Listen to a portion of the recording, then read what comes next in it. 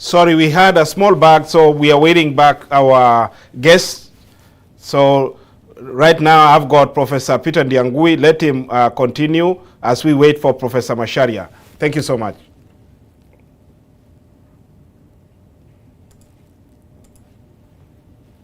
Engineer? Go ahead, Professor. Yes. I'm sorry about that. I don't know what happened. We are right at the middle of a discussion about Haiti. I would like us to continue if Professor Macharia comes back. But all in all, it is important to understand that people's lives are more important than any money, and leadership requires sometimes to re-examine decisions.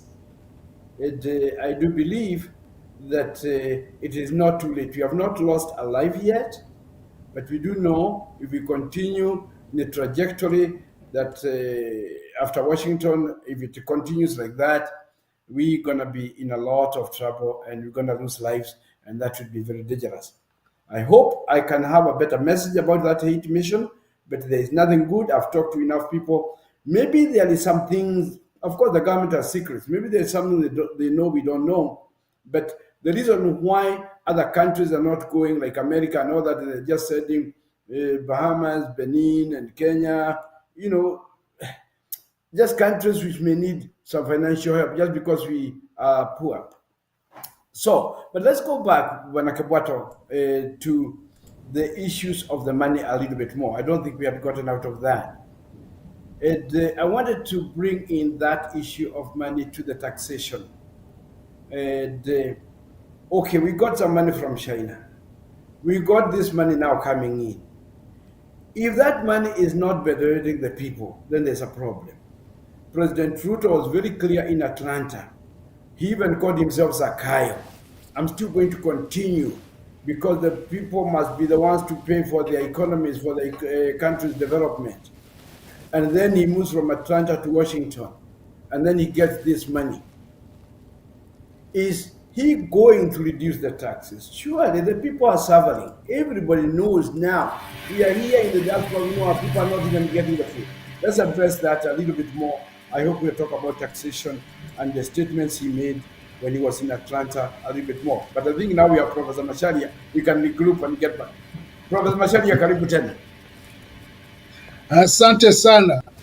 Yes. There was a bit of a hitch. Yeah. Yes, you're going to pay me for filling up when you are away. You know? Yes. Okay. Yes. No. Yeah, I think I was trying to point out that there is a danger for Kenya to find itself the way the Americans found themselves in Vietnam, because they, I think, genuinely believed they were doing the right thing, although they had not consulted the Vietnamese. They were going to do things for the Vietnamese, whether the Vietnamese liked it or not. They will help them. And now we have Kenya urged on by Joe Biden, almost falling into the same trap of saying they are going to help the Haitians to get their act together. Whether the Haitians want them or not is another matter, but they are going. That's mainly a presidential decision, just as in Vietnam it was the government decision without consulting the Americans very much. So if that happens, the devastation to the people of Kenya is going to be big. So far, the image is not the best. Some people may want to lie to themselves, say you've done very well because you've been praised by Biden. But the question is, the rest of the African countries, what are they saying about the whole experience? If they refuse to go, so what do they think of the one country that seems to have been very eager to go? Can that country then represent their interest in that? We also have to bear in mind the dynamics of American politics. There will be an election in a few months in the US. And the way things are going, it can go anyway, either way. Are some of these policies being put going to last November 2024? The big question. And even if they do, how sure are we that they'll continue being in the same way once Kenya's usefulness is over? Because there is a habit of using and dump. So you're very good for a while until you stop being seen to be relevant anymore. There was a time in the 1980s, the arguments in the US was, once somebody has outlived his usefulness, you dump them and look for some other people to use. Um, is Kenya in danger of being misused that way and then dumped once the usefulness is over? These are questions that can be considered. But the whole Haitian mission is a disaster in the making. Thank you so much, People can Professor. see it. Thank you so much, Professor. Because of time, we are going to maybe move this discussion a little bit further in a different date and at least cover some of the topics we wanted to cover today, because Kenyans are waiting, the diaspora is waiting to hear what the prolific professors are discussing, especially today, and some of the questions they sent forward so that you guys can answer. The question we also going to ask about is the taxation issue in Kenya. Professor Macharia, you know very well that in the 80s, 90s, early 2000s, we used to pay what we call the sticker to the car, and all that taxation whereby you are paying every year, it was removed, and then that taxation was put in the fuel levy and all that. But right now, the Kenyan parliament, the president and his cabinet want to introduce the tax or the levy for motor vehicles to be paying, to be paid like every year. How is that taxation or issue being tackled at home? Are Kenyans happy with that, or what is basically happening on the ground? Well, generally, people are unhappy. But let's put two societies are developing in the country. There is one group of we call the hustler grandees. These are people who are living large, and they displaying opulence of the highest order, and they are not feeling the pinch on anything because they have a big supply of money for some reason. But that's a tiny group of people. And they look like aristocrats on the local setting. And they even behave that way in aristocratic ways, which might explain even the issue of what people think about the jet. That was it necessary? That kind of thing. The display of extravagance is there. People are told there is no money, so they should cut down. Fair enough. But when they see the wastage in the extravagance, and then to be told something else, they say something is wrong. And then there are treason taxes are being raised on almost every anything. That's why I think President Ruto, when he was in that place over there, he joked about being called Zakayo.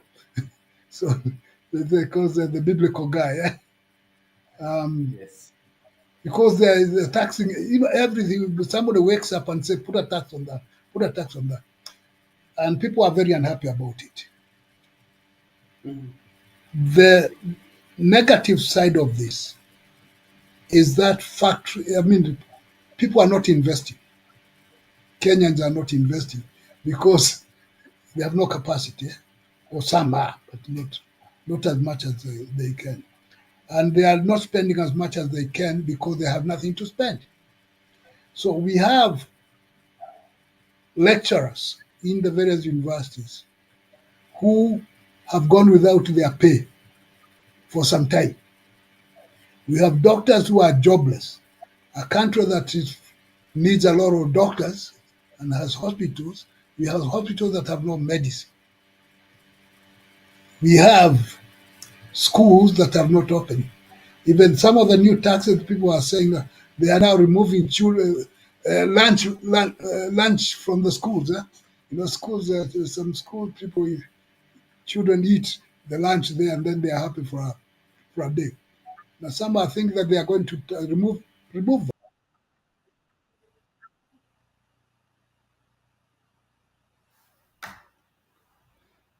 that. Engineer. Yes.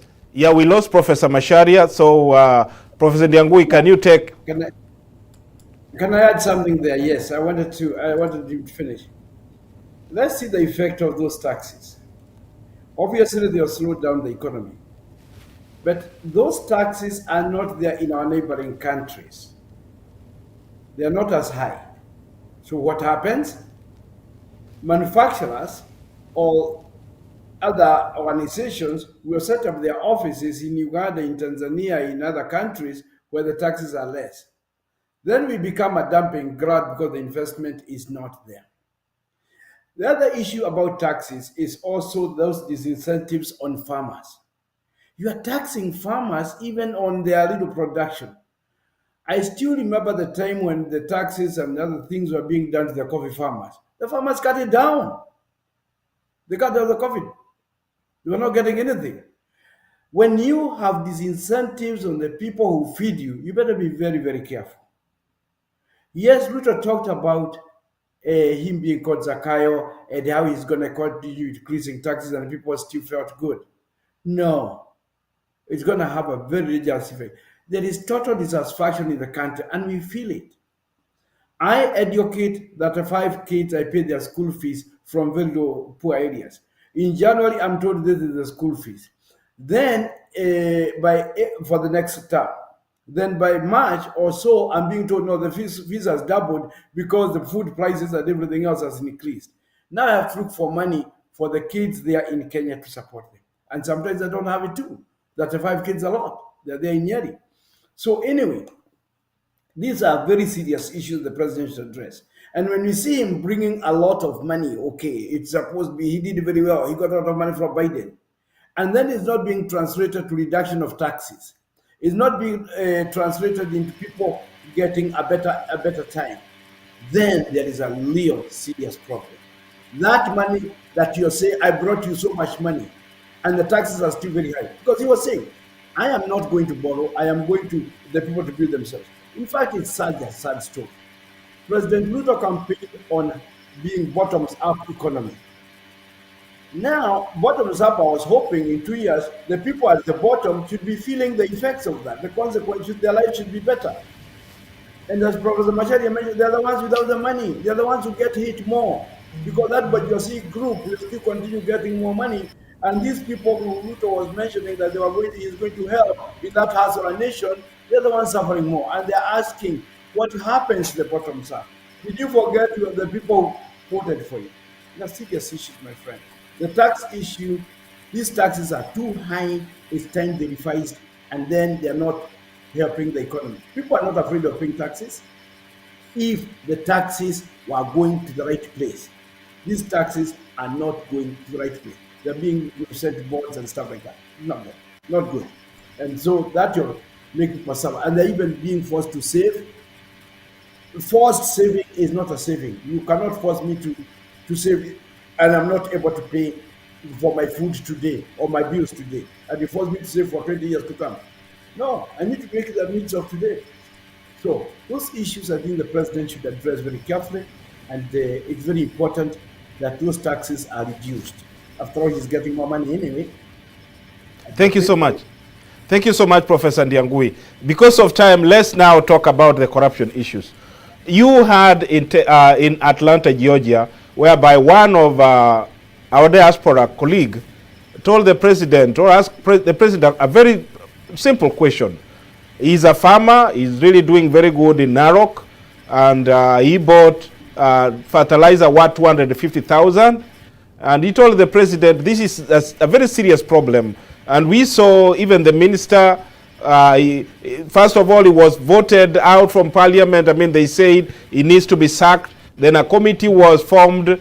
After a few days, the committee became, I mean, let me not talk for parliament because I'm not a parliamentarian, but Kenyans saw what really transpired in parliament and what transpired at the committee level. And this gentleman told the president what will be done about the fake fertilizer which was sold to the farmers. And the president told him that 7,000 farmers had already registered, or the government told the farmers to register so that they can be compensated their fertilizer. So 7,000 were compensated. So Professor Macharia, you are a prolific, not only a professor, but a wonderful journalist and a writer.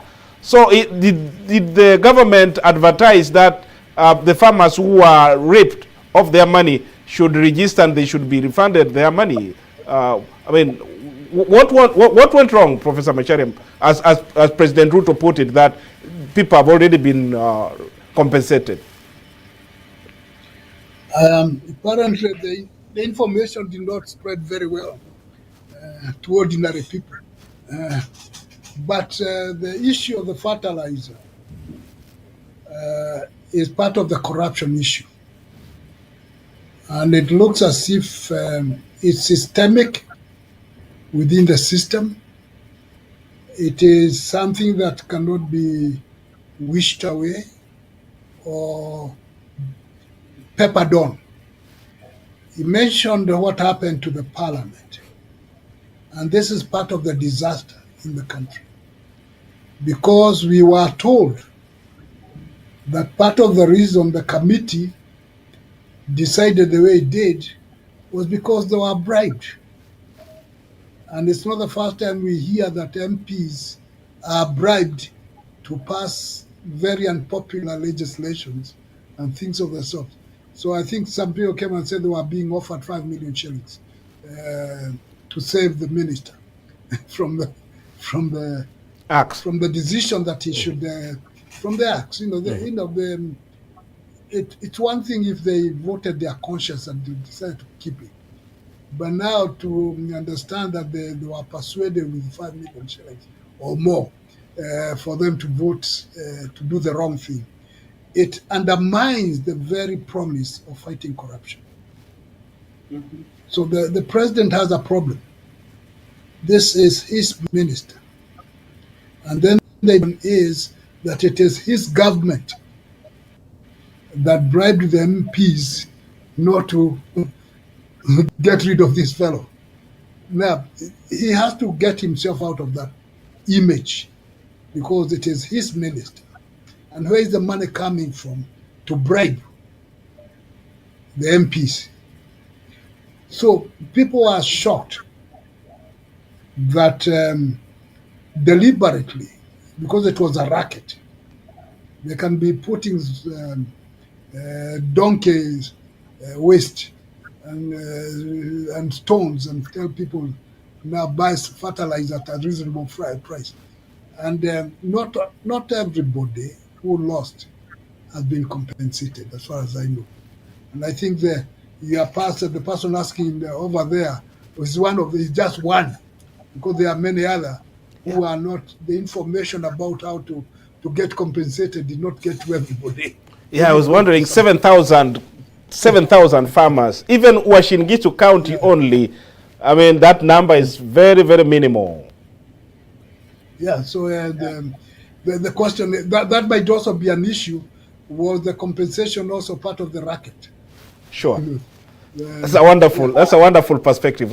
So Professor Ndiangui, come in and on that particular note, I know you are going to expound a little bit more, but because of time, you'll definitely have to be brief. And on top of that, also one of the government luminaries, or the proposed assistant minister, the former legislator from Nakuru, is accusing his own party, or his own, let me say, the people who are very close to the president, to have become, overnight, billionaire or millionaire. So go ahead. I mean, we are really, this is somebody in the government and now accusing his own colleagues of being very very corrupt. Go ahead, Professor Ndiangui.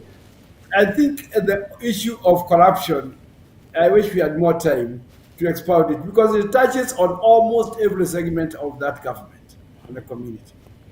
And I'm not just pointing a finger at President Ruto. I think it's all over, it's widespread. Now, that communication Professor Mashari just talked about, even the gentleman who was asking the question in Atlanta heard about compensation that day. What about the farmers in the villages? He was shocked. Oh, really? There's compensation going on? What's going on? So even we are saying, oh, we are compensating. Who are you compensating if the farmers who need compensation are not even being told? Now, listen to what happened yesterday. The government, some of the people in the government are pointing out figures at one another. Even yesterday, you saw the deputy president. He was talking about some of the people close to the president. He was in issue. He's telling them, you guys are the ones fueling problems in this government. Some of them, as Professor Masharia pointed out, are living such a luxurious life. Such a life that they forget where they came from and they forget the people who put them where they are. And this is the danger we are having. How did they get there? It is the corruption, the money, almost every aspect of our sector. And why does this happen? Remember, when people don't have money, when we tax them too much, they still have to survive. So they find corrupt ways of survival because the salaries are not good, you're being taxed. That also is a factor coming in. We cannot encourage corruption, and we hope the government will be vigilant and sincere, not just talk, but do it and do it well. President Ruto talks very well and answered that question very well, but is the action going to be followed? Is he going to act? Words are easy to say. Okay. Thank you so much, Professor Ndiangui. So can now we at least focus on the diaspora's reaction towards the visit of Dr. William Ruto, or the President of Kenya? Professor Ndiangui, let's start from you and then let's head to Professor Macharia because of time. I think the diaspora people, we must give them credit. They have to welcome a guest. The president, we are here in foreign land. The president has come with his group. We must take advantage of that and get the best. We had contacts. There were several other meetings besides that one of the president. And I want to say there was some very good time. What we might have lost are opportunities to ask the president and his people the right questions. And I raised that in an article. We talked about that because this is an opportunity we can talk to him openly. We are free to talk to him. We are free because we need our government to succeed. It's not just when I tell the president you are doing very well. I think I am more of a lover of the success of our government than most people who are not critical or not raising questions. That's what we are doing here. We're not criticizing anybody. We are saying the facts.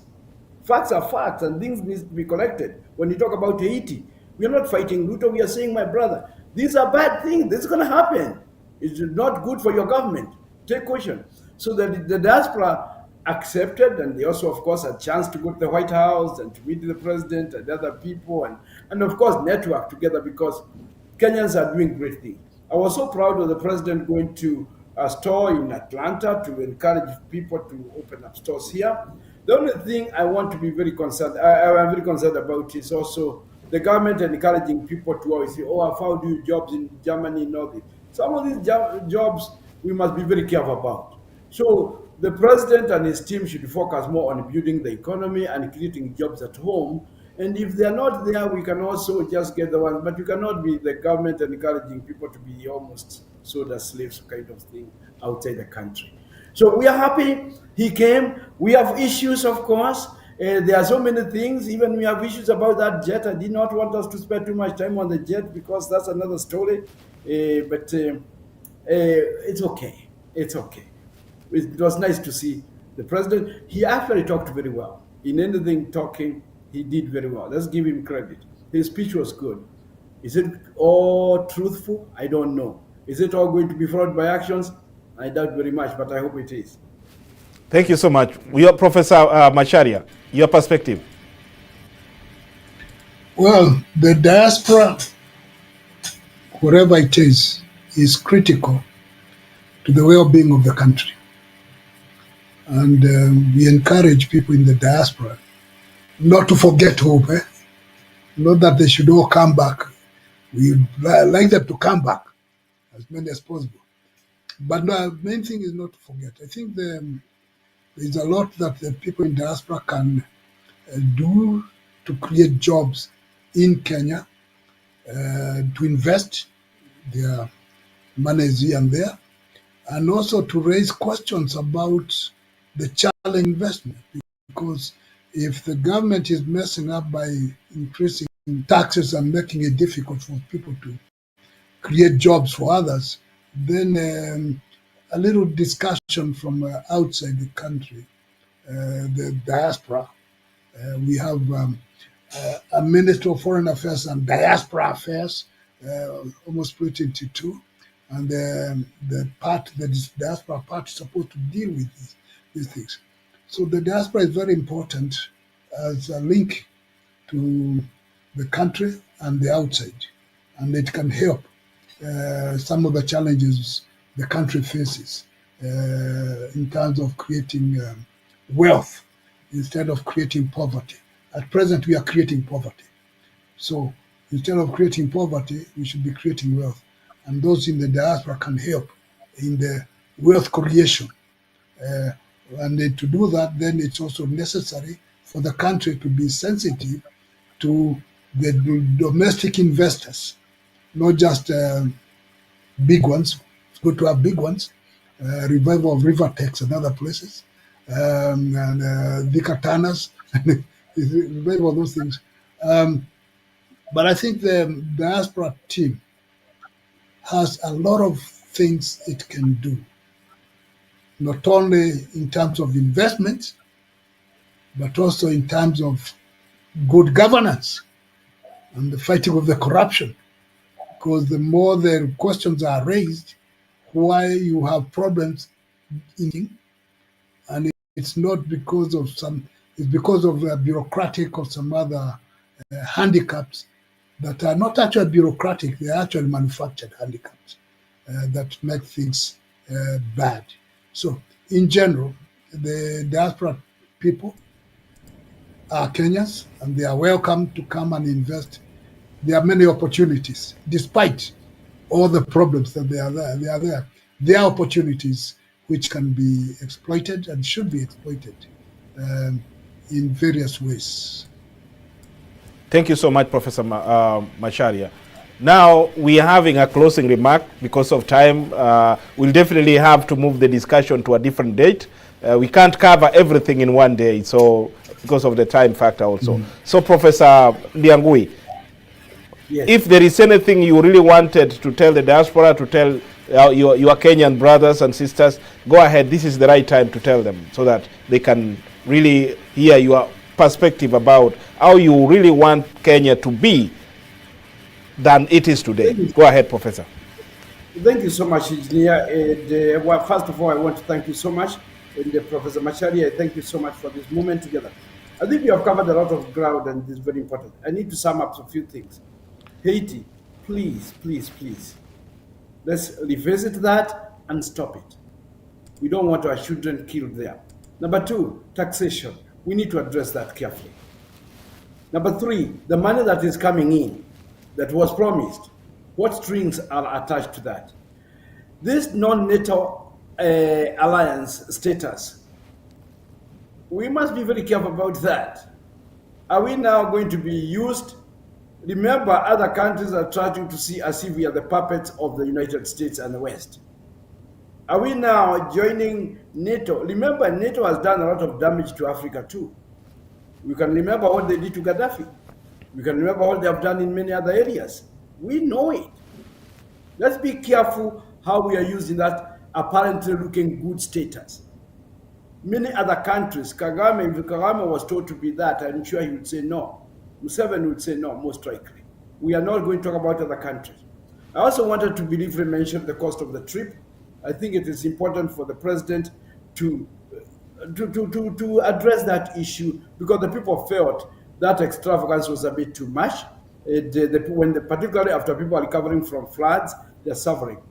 I wanted to finalize with this. Yes, the corruption, we need to address these issues, and I hope we have another forum. And I want everybody to note, we talk about this with Professor Macharia and New Ben because we love our country.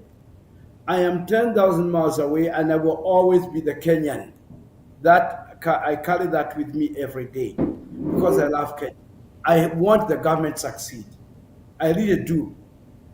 Democracy demands that we tell them what they need to hear, not what they want to hear. They need to know, even when we point out about the fighting they have at the top, they need to address that and tell us truthfully what's going on. When we talk about these issues, the president should take them seriously and see, because otherwise we have interest in the country. We want them to succeed. We are for the government. We want it to succeed, but cannot succeed with the corruption, with the taxes, with all these issues going on. Let us also walk the talk. If we say everyone tighten your belt, President, let's start with you, Mr. President. Set the example. Don't start. Also, you are the most extravagant, and you are telling us there's no money. If there's no money for you, for us, there should be no money for you. Let's all tighten our belts and build our country. We have interest in building our country. I love it. Thank you, Professor Macharia. Thank you, Engineer. We love our country, and that's why I love to talk about these issues, because we all have a lot to play in making it grow and making it better. One by one, when we are truthful and not being sycophants or just telling people all they want to hear, then we'll move on. If we don't be truthful to our leader, to our country, we are not going to move forward. And that is not good for anybody. Thank you. Thank you so much, Professor Peter Ndiangui. Professor Ndiangui, your remark, and if there is something we forgot to discuss, at least you have a minute or two to bring it forward. You meant Professor Macharia, right? Oh, yeah. Sorry, I meant Professor Macharia, sorry. Right, okay. So, thank you, Engineer, and thank you, Professor. At present, the country is going through a crisis. There is political volatility. The president just returned and found his own government having serious disputes. The deputy president is having a quarrel with some people who are said to be very close to the president. And then you have the economic crisis. You have all these things. And it was interesting when you talk about the jet, the Americans were very quick to say that they are not paying for it because people had already started complaining about the extravagance. So the country has an image problem and it needs to be addressed. And to address it, it needs to be reflective, maybe come together with itself and consult Kenyans, not but those, whatever they are called, who give you advice which end up making you lose. And the country is in danger of losing because it is not reflective of the reality of what's going on. There's a lot of unhappiness in the country, but it does not have to be that way. It can be better. And it can be better if there is reflection and reassessment of such things, as Professor is pointing out. We need to reassess the Haiti misadventure. We need to reassess some other commitments that we are seen to be signing up. And is there a danger of selling out the country? Kenya used to be known as a revolutionary country. It's doubtful whether that image is still there or progressive in any way. It's doubtful. Maybe it needs to reflect to see whether it needs to acquire the image that it's acquiring all over the world. But there's no reason to be to feel hopeless or helpless. There is room, and the country is still good, despite all those things. It's good. It can be better. Thank you very much, Professor Ndiangui, Professor Macharia Munene, for having this wonderful discussion. This is basically the start. We'll continue. We'll bring even some more experts, especially from the Kenyan government, so that we can have a combined effort to ensure our country moves forward pretty well. So, and thank you. We've got so many questions from the Kenyan people who have been watching, but because of time and the factors there, or which we cannot really change right now, the best option is let's just hold it for today. We'll bring all those questions back in our next discussion. So may God bless you, Professor Macharia from Kenya. May God professor you, Professor Peter Ndiangui from Florida. My name is Engineer Kebwato Mweri. Up to next time, may God bless you. Till next time. Oh, goodbye. Thank you so much. Thank you. Goodbye. Thank you. Thank you so much.